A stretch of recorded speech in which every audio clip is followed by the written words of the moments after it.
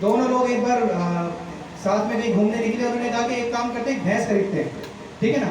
एक भैंस खरीदेंगे, जब भैंस खरीदेंगे तो उसको हम यहीं पर चलाया करेंगे, जंगल ही जंगल है, कोई दिक्कत नहीं है, पैसा खर्च नहीं होगा। और जब उसको चलाएंगे तो वो भैंस दूध देगी, जब दूध देगी तो हम उससे दूध बेचा करेंगे, फिर दूसरी भैंस खरीद लेंगे, फिर 2 भैंसें हो जाएंगी, 4 हो जाएंगी, 10 हो जाएगी, घी की फैक्ट्री, दूध की फैक्ट्री, बटर फैक्ट्री, ये सब हमारा कारोबार बढ़िया जम जाएगा। तो जब ये हम बातें करते हैं ना कि ऐसा हो सकता है, तो हमारी आंखों में एक अलग ही चमक देखने को मिलती है कि नहीं मिलती। और अगर आप पिछले 6 महीने से 1 साल से परेशान है, तो आप घर में कैसे रहते होंगे, कैसे जाते होंगे, परेशान ही जाते होंगे। अगर ऐसा आइडिया सुनने के बाद में आप घर में उछलते कूदते जाएंगे, तो घर में सबसे पहले कौन वेलकम करता है आपका? आपकी मम्मी, मदर हो सकती है, भाई हो सकते हैं, फादर हो सकते हैं, बीवी भी हो सकती है।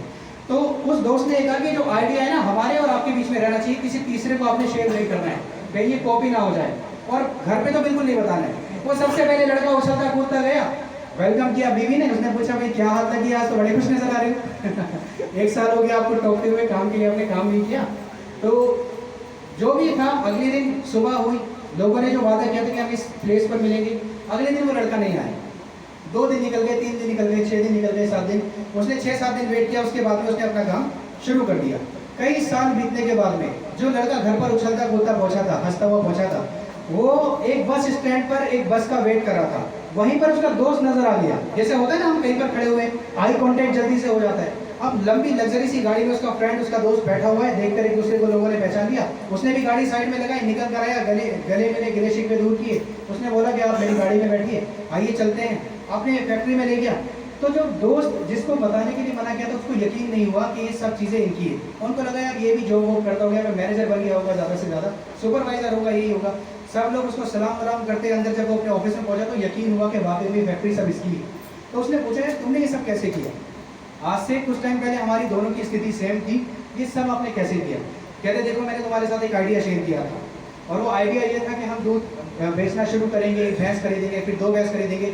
मैंने तुम्हें आइडिया बताया था, और अगले दिन आपको मैंने वहाँ मिलने के लिए शुरू बोला था, आप आए क्यों नहीं मेरे पास में मिलने के लिए? उसने कहा यार क्या बताऊँ, आपने कहा था घर पे किसी को मत बताना, मैंने यही सेम बात अपनी बीवी को बता दी, ठीक है ना। और बीवी ने पूरी रात बैठकर लिस्ट बनाई, अब हम अमीर हो जाएंगे, अब मैं ये नेकलेस खरीदूंगी, ये गाड़ी खरीदूंगी, यहाँ पर प्लॉट बुक करेंगे, यहाँ पर बंगला खरीदेंगे, इस वाली कंट्री में घूमने जाएंगे। ये सारी बातें पूरी रात हुई और बहुत मज़ा आया, मैं भी खुश हो गया, यार ऐसा आइडिया मेरे पास में आता तो हम पहले अमीर बन जाते, 1 साल हमारा खराब नहीं होगा। अब जैसे ही मैं तैयार हुआ, सुबह में नाटक के आपसे मिलने के लिए, और बीवी से कहा मैंने लाइए पैसे दे दीजिए, उसने पैसे दिए, और मैं जैसे ही पकड़ने वाला था, उसने फौरन मुझसे पूछा अगर भैंस मर गई तो? बताइए। वो पर्सन सिर्फ इतना जवाब, तो उसने कहा कि आपने क्या जवाब दिया? मैंने कहा हाँ यार ये तो बात तो सही है, मर गई तो क्या होगा, बिजनेस खत्म हो जाएगा, बिजनेस तो भैंस का है, अगर भैंस मर जाएगी तो काम नहीं चलेगा, पैसे खराब हो जाएंगे। तो वो पैसे मेरी बीवी ने वापस लेकर रखे।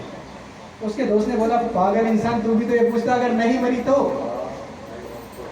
अगर नहीं मरती तो बहुत सारे लोग अपनी तो लगा देते, अगर नहीं हुआ तो? अरे भाई पहला दिन 28 सितंबर मुझे याद है, ऐसे ही हॉल पूरा भरा।